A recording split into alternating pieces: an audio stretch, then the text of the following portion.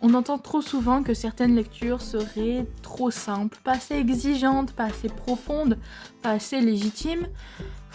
Ça me fait souffler. Et si on se trompait de débat? Lire, ce n'est pas une performance, ce n'est pas une compétition ni un concours de difficulté, c'est une expérience. Et c'est bien pour ça que je ne m'empêcherai jamais de roaster une romance. Déjà, vous adorez ça.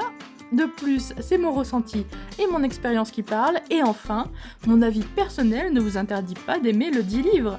Et comme toute expérience, elle dépend de plein de choses. Du temps qu'on a, de l'énergie, de l'état d'esprit, de ce qu'on traverse, de notre expérience littéraire. De plus, la même personne ne lira pas de la même façon suivant le moment de sa vie. Alors oui, il existe des lectures exigeantes, des livres qui demandent de l'attention, de la concentration, de l'effort, et ils ont toute leur place, mais on a aussi besoin de lectures plus simples. Simple ne veut toujours pas dire bâclé, attention, je vous vois. Adapter, en tout cas, notre lecture à un moment, peut-être à une fatigue, à une envie, quelque chose pour lâcher prise.